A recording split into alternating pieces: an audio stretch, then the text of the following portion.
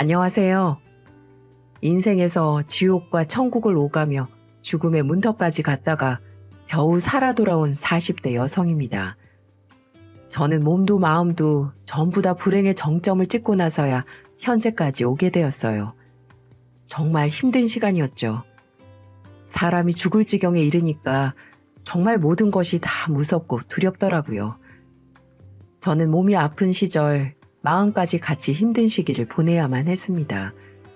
이것 때문에 몸이 아픈 것보다 마음이 아픈 시기를 보낼 수밖에 없었고, 저를 이토록 벼랑으로 내몬 사람들은 다름 아닌 가족들이었습니다. 나를 사랑해주고 누구보다도 옆에서 힘이 되어주어야 할 가족들이 이렇게나 저를 힘들게 할 줄은 꿈에도 몰랐어요. 물론 지금은 그 사람들은 제 가족이 아닙니다. 저는 제 인생에서 엮일 일 없는 남이 되고 말았죠. 이미 저는 몸과 마음의 고통에서는 벗어났지만 그래도 아직까지 상처가 다 아물지 못해 하루하루 힘든 시간들을 보내고 있어요. 그래서 이토록 한탄스러운 저의 이야기를 조금이나마 공유하며 위로받고 싶은 마음에 이렇게 글을 적게 되었어요. 저는 늦은 나이에 결혼을 했습니다. 30대 나이에 제약회사 사무직으로 이직을 하며 그곳에서 지금의 남편을 만나게 되었죠. 남편은 평범한 사람이었습니다. 남들만큼 성실했고 남들만큼 책임감 있는 사람이었어요. 얼굴도 준수하게 생겼고 모난 부분 없이 직장 동료들하고도 두루두루 잘 지내는 사람인지라 저도 눈여겨보고 있었죠. 근데 그쪽에서도 저를 꽤나 눈여겨보고 있었더라고요.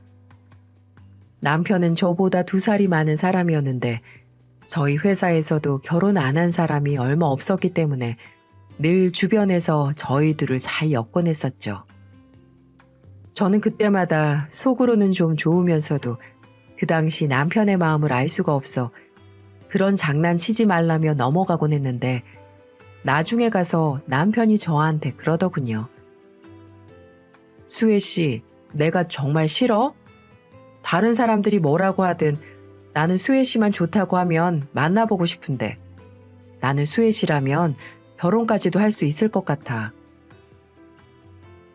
남편은 당시 저의 무얼 보고 그런 고백을 했는지 모르겠지만 사귀기도 전에 결혼을 전제로 만남을 제안해왔고 다른 사람들이 저희 둘을 엮을 때 못 이기는 척 저에게 다가오고 싶었다고 하더라고요.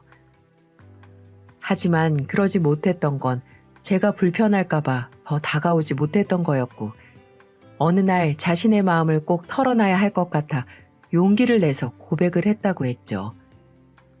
그런 걸 보면서 꽤나 신중한 사람이구나, 배려를 할 줄 아는 사람이구나 라는 게 느껴져 저는 더욱 이 사람에게 끌리게 되었고 결혼을 전제로 한 만남을 시작하게 되었습니다.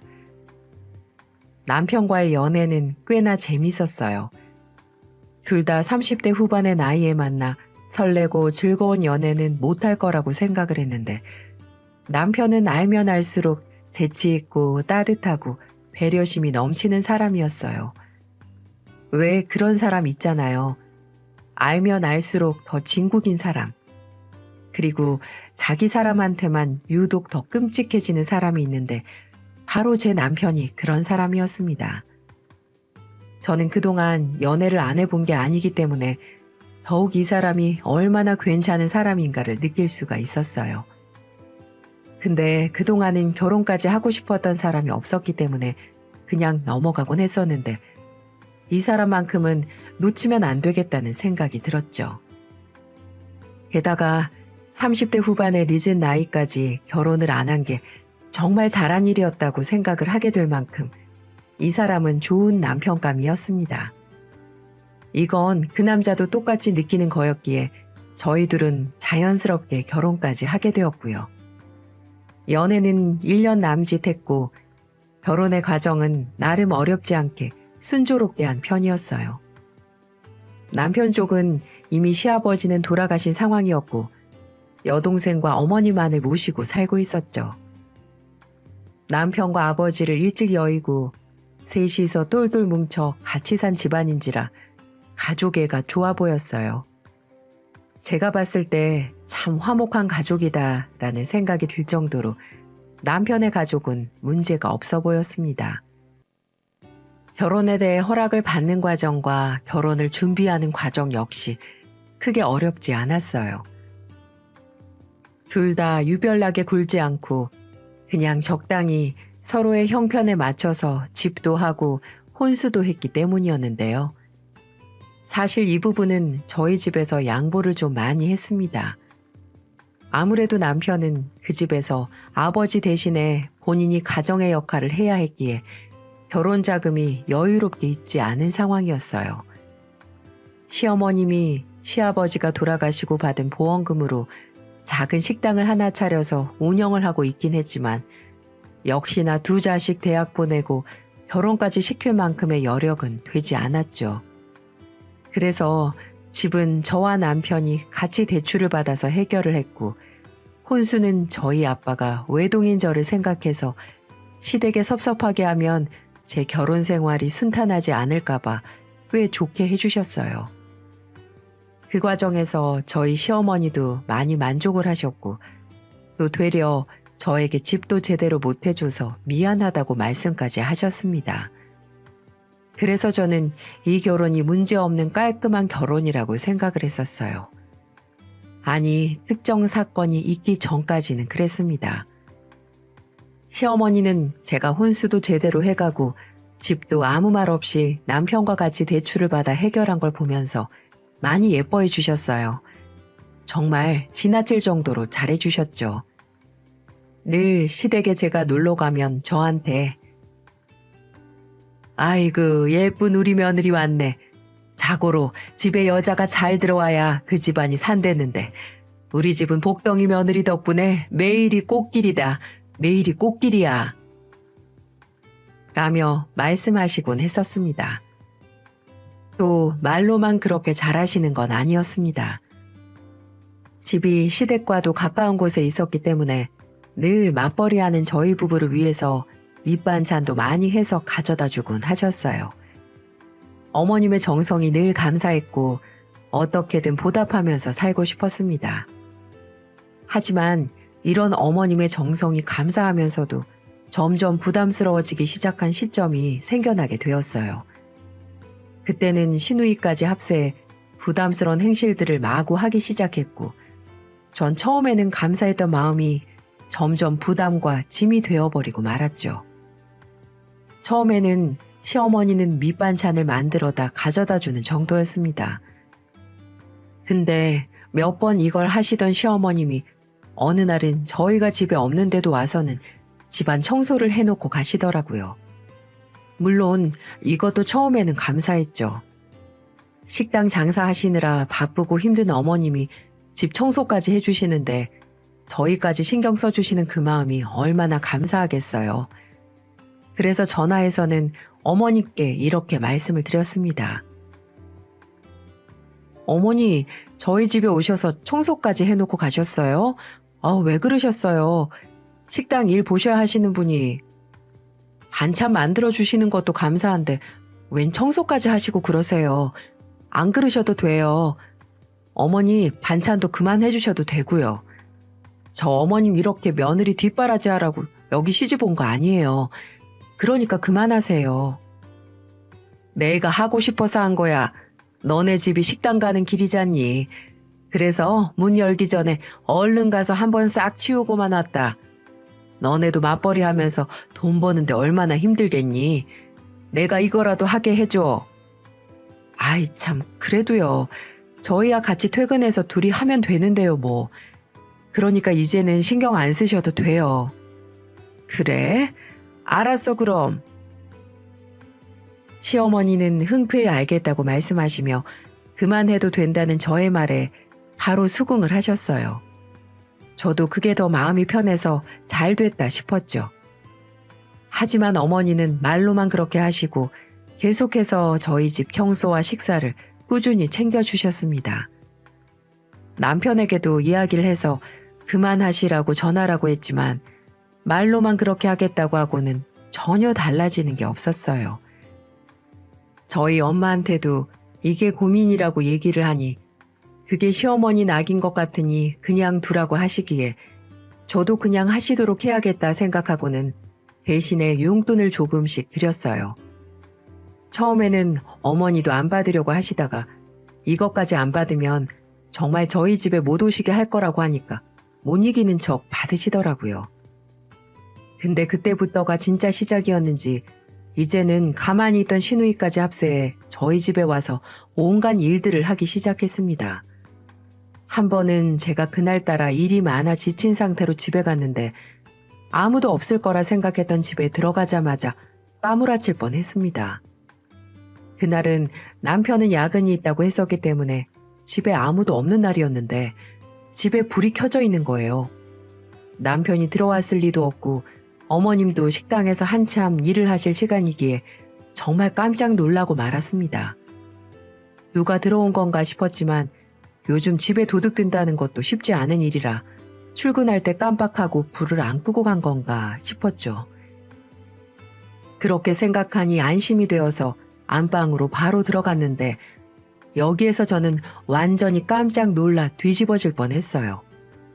다른 곳도 아닌 저희 안방 침실에 어떤 여자가 잠을 자고 있었고 저는 순간 귀신으로 오해할 뻔했지만 사람인 걸 확인하고는 가까이 가서 얼굴을 봤는데 그때는 어이가 없어서 뒤로 자빠질 뻔했죠.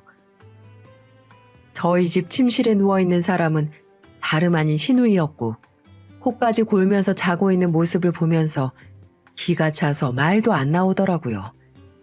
이게 무슨 일인가 싶어서 곧장 시누이를 깨웠습니다. 아가씨, 일어나 보세요. 지금 뭐 하시는 거예요? 저희 집에는 어떻게 들어오셨어요? 아니, 집 놔두고 여기서 주무시는 건 또 뭐고요? 아, 언니 왔어요? 엄마한테 비밀번호 물어봐서 왔어요. 엄마가 언니랑 오빠 일하느라 바쁜데 집안일이라도 좀 도와주겠다고 한참 왔다 갔다 했잖아요. 저도 좀 거들까 싶어서 왔다가 깜빡 잠들었네요. 아유, 신혼부부 침대라 그런지 푹신하니 왜 이렇게 좋아? 도대체 여기 오신 이유가 뭔데요? 아무리 가족이라지만 이렇게 말도 없이 와도 된다고 생각하세요? 빨리 용건만 말하고 가세요. 아, 언니는 너무 냉정하다. 동생이 하루 자고 갈 수도 있지. 알았어요. 단도직입적으로 말할게요. 지금 2천만 원만 빌려줘요.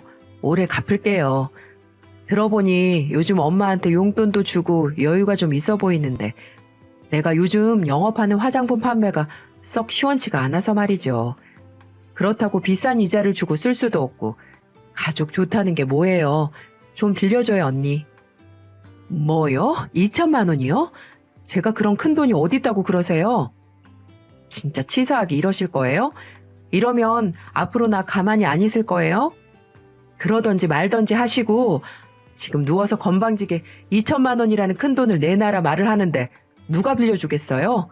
가서 지나가는 사람들 자꾸 물어봐요. 얼마나 상식 없는 행동인지. 됐고 어서 나가세요. 저는 이렇게 말을 하며 그 개념 없는 시누이를 집에서 쫓아내 버렸습니다. 너무 어이가 없었어요. 남의 집에 허락도 없이 들어온 것도 문제지만 누워서 당장 돈 내놓으라는 행동을 보니 가만히 있을 수가 없었습니다. 무슨 도둑놈 같았어요. 그날 남편에게 이 사실을 털어놓았고 남편은 곧바로 시누이에게 전화를 해 어디서 건방진 가시나가 그렇게 행동하냐며 한바탕 난리를 치는 바람에 제 기분이 좀 풀릴 수가 있었네요. 물론 반강제적이지만 시누이에게 사과를 받을 수도 있었고요. 그래서 그날 이후부터는 되도록 서로 부딪히지 않으려고 노력했던 것 같습니다. 그 사건 이후로 거진 2년의 시간이 흘렀고 2년 동안 간절히 바라고 원해왔던 소원이 하나 이루어졌습니다. 바로 우리에게 아기가 찾아왔는데요. 1년은 일도 더 하고 돈을 좀 모아서 아이를 낳자 싶어 계획을 세우지 않고 있다가 1년 뒤에 임신을 하려고 노력을 해도 뜻대로 잘 되지 않더라고요.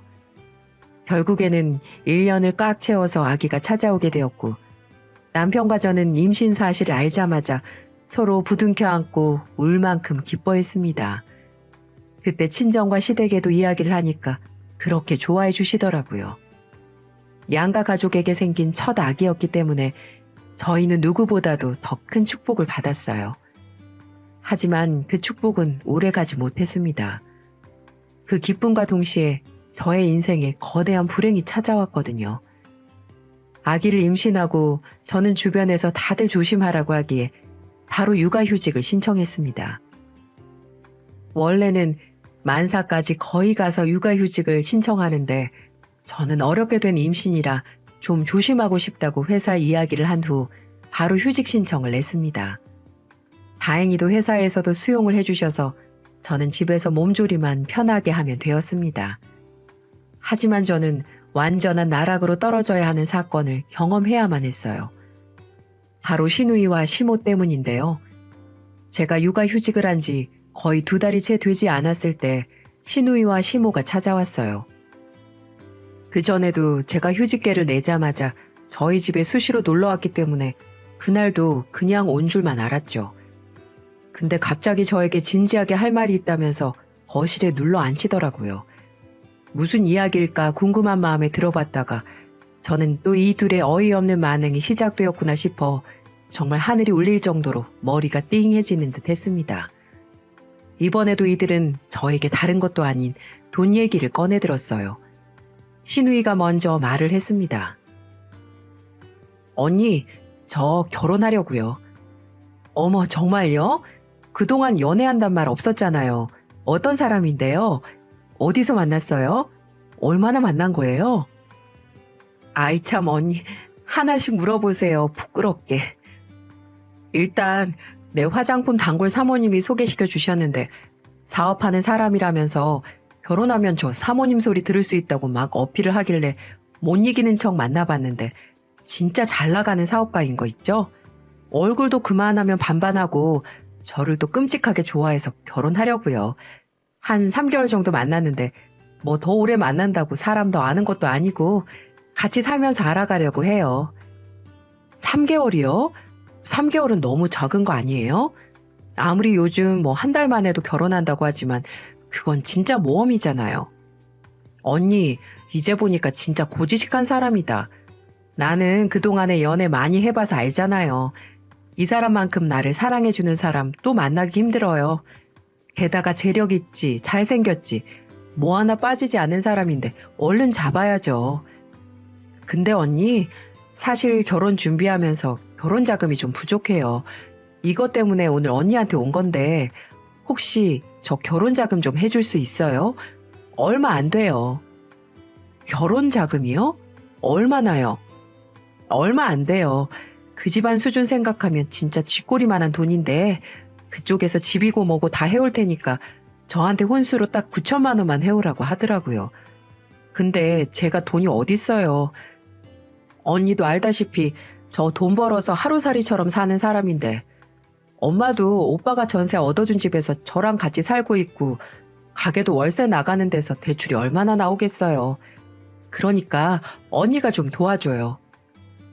그래 아가, 고깝게 듣지 말고 이건 좀 참고해서 들어. 너 정 돈이 없으면 사돈이 얼마 전에 퇴직하셨다면서 공무원이 퇴직하면 연금도 나오고 퇴직금도 꽤 많이 나올 텐데 그거 좀 어떻게 조달 안 될까? 얘 결혼하면 바로 갚아줄게. 어이가 없었습니다. 제가 돈이 없다고 말할 줄 알고 이 사람들은 저희 친정 얘기까지 꺼내면서 당장 돈을 내놔라 이런 식으로 나왔어요. 이건 더 고민해볼 가치가 없는 거였어요. 만난 지 3개월 만에 결혼을 하겠다는 것도 말려야 할 판에 혼수로 9천만 원을 요구하는 시댁이라면 더더욱 동의를 할 수가 없었습니다. 그래서 고민할 필요도 없이 저는 그 자리에서 거절을 했습니다. 어머니, 죄송해요. 이건 제가 들어드릴 수가 없어요. 저희 아버지 평생 번 돈이에요. 교사 일 정말 쉽지 않은 일이에요. 애들한테 학부모한테 30년을 넘게 시달리면서 번 귀한 돈이라 제가 함부로 달란 소리도 못해요. 그리고 아가씨도 결혼 정말 다시 생각해 보세요. 아가씨 정말 사랑한다면 3개월보다 더 기다려주겠죠. 좀 더 지켜보고 더 서로 알아본 다음에 결혼하는 것도 나쁘지 않아요. 죄송하지만 저 9천만 원은 못 들은 걸로 할게요. 저의 단칼에 자른 거절에 이 두 모녀는 그때부터 본색을 드러내기 시작했습니다. 제가 거절을 말하고 나서도 몇 번 더 부탁을 하더니 그래도 제가 거절을 하자 표정이 싹 바뀌더라고요. 그건 정말 마치 공포 영화와도 같았습니다. 신데렐라와 백설공주를 바라보는 계모의 눈빛도 그것보다는 매섭지 않았을 거예요. 그래? 너 어디 두고 보자. 이렇게 사람이 미천까지 드러내면서 부탁을 하는데도 거절을 해? 너 혼자 행복하겠다 이거지? 오냐, 어디 두고 보자. 네가 언제까지 혼자서 행복할 수 있는지 보자고. 언니 진짜 그러는 거 아니에요. 우리가 언니한테 어떻게 했는데. 나 결혼 못하면 평생 언니 저주하고 미워하면서 살 거니까 그렇게 알아요. 이 둘은 매서운 말투로 저에게 쏘아붙이고는 집으로 돌아갔습니다. 이게 무슨 상황인가 당황스러움이 가시지 않아 한참을 혼자서 진정을 해야 했죠. 내가 내 돈으로 거절을 한 게 이렇게 천대받을 일인가 싶어 서럽기까지 하더라고요. 그래도 저는 제가 다시 둘을 풀어주면 이전처럼 관계가 회복될 거라고 생각했어요. 하지만 그건 아주 큰 오산이었죠. 이 둘은 이날로부터 하루가 멀다 하고 저희 집에 찾아와 행패를 부리기 시작했습니다. 제가 임신을 했다는 걸 아예 싹 잊어버린 건지 이때까지 한 번도 경험해보지 못했던 시월들을 제대로 보여주겠다는 듯 아주 무지막지하게 행동하기 시작했어요. 이들의 만행은 아주 가지각색이었습니다. 몇 가지 에피소드를 대자면 대낮부터 남편 없는 저희 집에 와서는 술을 잔뜩 배달시켜 놓고 하루 왼종일 먹어대기 시작했어요. 저에게는 안주거리를 내놓으라고 시켜대며 내내 낮술을 해댔고 남편이 집에 들어오기 전 귀신같이 나가버렸습니다. 그것뿐만이 아니에요. 신우는 저희 집에 와서는 옷을 빌려달라면서 제 옷장에 함부로 들어가 제가 제일 아끼는 옷을 꺼내 가져가려고 했고 제가 화를 내며 막으면 이것도 나한테 아까운 거구나. 진짜 치사한 년. 그래, 너 혼자 어디 잘 먹고 잘 살아봐라. 그래봤자 네가 이거 입을 수 있을 것 같아? 이제 애 나오고 배 나오면 네 인생도 끝인 거야. 돼지처럼 살 퉁퉁 부어서는 굴러다닐 텐데 이 옷이 맞긴 할 것 같아? 제발 정신 차려라. 이렇게 폭언을 하고는 그 옷을 다 가위로 오려놓고는 집에서 나가곤 했죠. 시어머니는 시어머니대로 난리였습니다. 굳이 저희 집에 본인 식당 음식물 쓰레기를 다 들고 와서는 저희 집에다가 다 뿌려댔어요. 이게 도대체 사람이 할 짓인가 싶어서 저는 아기를 가진 몸인데도 조리를 전혀 하지 못하고 하루가 멀다 하고 집에 와서 만행을 저지르는 이들과 싸우기에 바빴습니다. 음식물을 싸들고 와서 거실부터 시작해서 온 집안에 다 뿌릴 작정으로 돌아다니는 어머니를 보면서 저는 울부짖으며 이야기를 했어요. 어머니, 정말 왜 이러세요? 제가 뭘 그렇게 잘못했어요? 아가씨 결혼 자금 못 해준 게 그렇게 죄예요? 그럼 어머님이 해주시지 그러셨어요. 어머님도 못 해주는 걸 왜 제가 안 해줬다고 이렇게까지 하시는 거냐고요. 자꾸 이러시면 저 이제 경찰에 신고할 거예요. 남편한테도 다 얘기할 거라고요. 아휴, 이게 이제야 본색을 드러내네. 그래, 어디 해봐라, 해봐. 그때는 너 죽고 나 죽는 거야. 내가 어디까지 할 수 있을 것 같니? 어디 한번 너도 송장되고 네 두 눈으로 네 시애미 송장 똑똑히 보고 싶으면 그래봐. 그래 보라고 이년아. 저는 아기를 생각해서 아내의 육아휴직도 마다하지 않고 흔쾌히 허락하며 혼자 열심히 일을 하는 남편에게 짐을 지어주고 싶지 않아서 시어머니와 시누이의 만행에 대해서 이야기하지 않았어요. 게다가 유일한 남편의 가족들인데 이런 실망스러운 모습을 보이면 얼마나 마음이 무너질까 싶어서 제 선에서 해결해 보려고 했죠. 하지만 이 두 악마는 끊임없이 저를 괴롭혔고 저는 결국에는 이 악마들의 수에 더는 버티지 못하고 나가 떨어지고 말았습니다. 어떻게든 이 둘을 해결해 보려던 저의 노력의 결과는 아주 비참하고 처참했어요. 어느 날 또 한 번 둘이 와서 집안에 옷이고 물건들이고 다 해집으며 깽판을 쳐놓고 간 걸 치우고 있는데 갑작스럽게 배가 아파오면서 정신을 차릴 수 없게 되었고 배가 아파 한참을 끙끙거리다 다리 쪽에서 보이는 피로 인해서 저는 까무러치며 온 정신을 다 발휘해 119에 신고를 했습니다. 그대로 쓰러진 듯 했는데 눈을 떠보니 병원이었고 언제 온 건지 남편은 아침에 출근할 때와는 달리 완전히 폐인이 된 모습으로 제 옆을 지키고 있었어요. 여보, 어떻게 된 거야? 여기 어디야? 당신이야말로 이게 무슨 일이야? 도대체 집안 꼴은 그게 다 뭐고? 당신 쓰러져서 119에 자기가 혼자 신고했다며. 그 뒤로 119가 출동했는데도 연락이 안 돼서 경비실에서 문을 따줬나 보더라고. 병원에 와서는 나한테 연락이 와가지고 급하게 왔는데 당신이 이러고 있으니까 내가 얼마나 미쳐버릴 뻔했는지 알아? 119 쪽에서는 집안 꼴이 엉망이었다던데 도대체 무슨 일이 있었던 거야? 아무것도 아니야. 근데 여보, 나 배가 끔찍할 정도로 아팠는데 나 괜찮은 거래? 아니, 우리 애기 괜찮은 거야? 저는 한없이 저를 걱정하는 남편도 눈에 보이지 않았습니다. 오로지 우리 아기만 중요했어요. 하지만 저의 불안한 마음은 역시나 현실과 다르지 않았는지 제가 아기 이야기를 꺼내자마자 남편은 울음을 토해내며 이야기를 했습니다. 여보, 자기가 진짜 소중하게 잘 품고 있었는데 이번에는 우리한테 올 수 없었나 봐. 유산이래. 그래도 나는 자기가 무사한 게 중요해. 우리 아기는 또 가지면 돼. 그러니까 당신도 마음 추스르고 당분간은 당신 생각만 하자. 우리 당신 몸조리만 잘하자. 믿을 수 없는 소리에 저는 그 자리에서 남편을 붙잡고는 오열을 했어요. 내 뱃속에서 자라고 있던 자식이 죽었다는 소식을 듣고 저는 정말 미친 사람처럼 몇 날 며칠을 좌절하며 울었습니다. 그리고는 저를 이 지경까지 만든 두 모녀를 용서할 수가 없었죠. 설상가상으로 두 모녀에게 제대로 복수를 해야겠다고 생각했을 즈음 저는 또 한 번의 끔찍한 사실을 알아야 했고 그건 바로 저의 유방암 소식이었습니다. 남편이 이참에 건강검진 제대로 받고 몸조리 확실하게 하자고 하는 통에 하는 수 없이 건강검진을 받았는데 그때 유방암 결과가 나왔고 다행히도 이때는 수술로 회복이 가능한 수준이라고 하기에 저는 수술까지 받게 되었어요. 유산에 유방암에 저의 비극을 만들어낸 게 두 모녀라는 사실에 저는 더더욱 그들을 용서할 수 없었습니다. 그리고 그들도 용서받을 자격을 본인들 스스로 없애려는 듯이 유방암으로 또 다른 몸조리를 하고 있는 저에게 와서는 온갖 만행을 여전히 저질러댔어요. 저는 그들에게 복수를 하기 위해서 철저하게 계획을 세웠고 그건 얼마 못 가 제대로 이룰 수 있었습니다.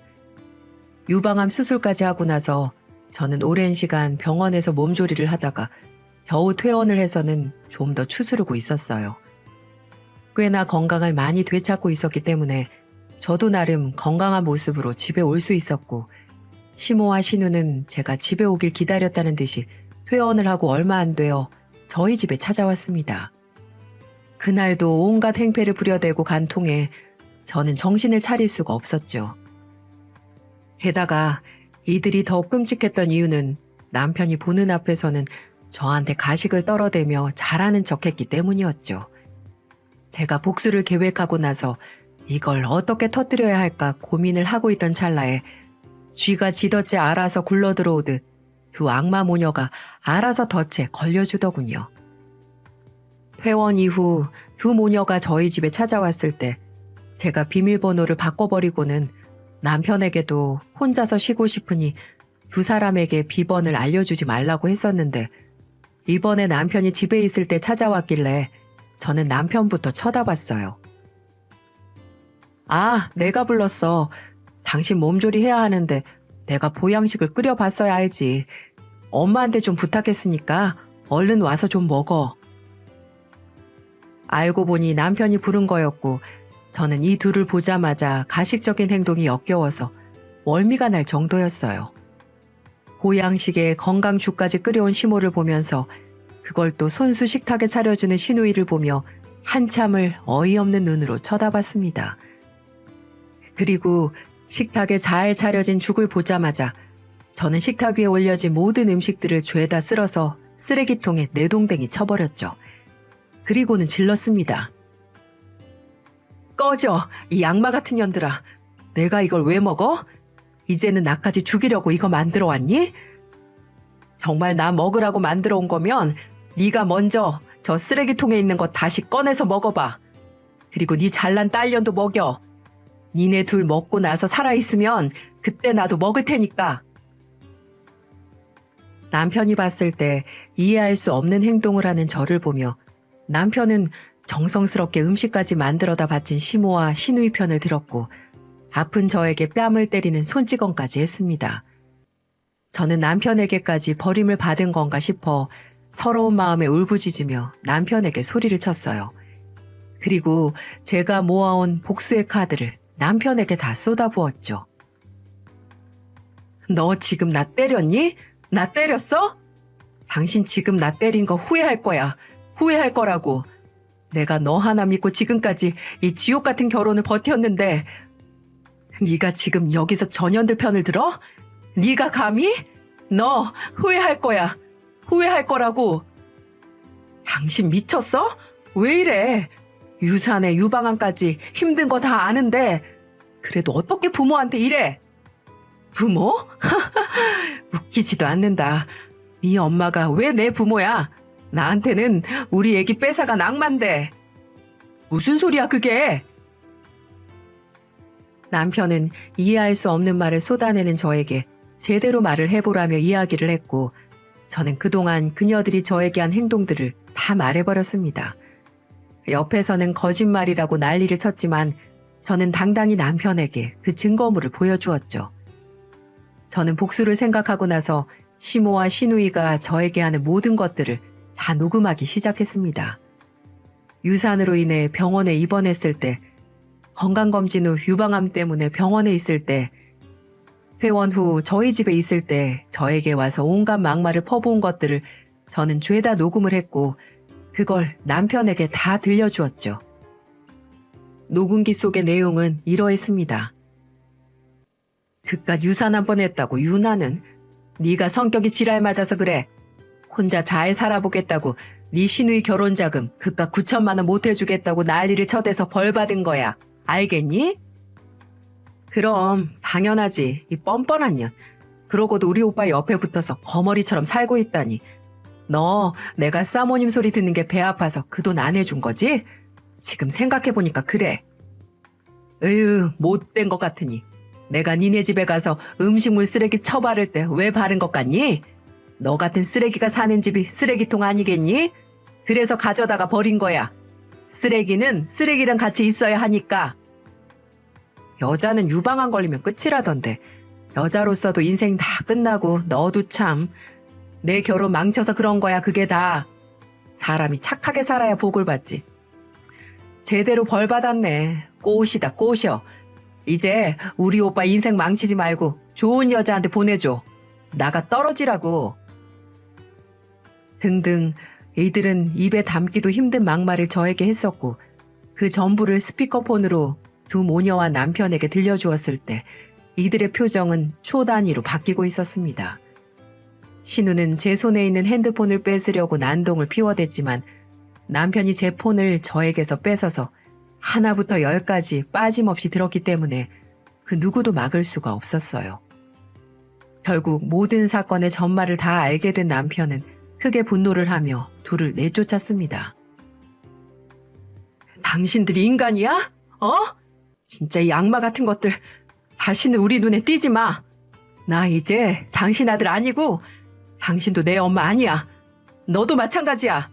너 내 동생 아니니까 이 근처에 얼씬도 하지 마.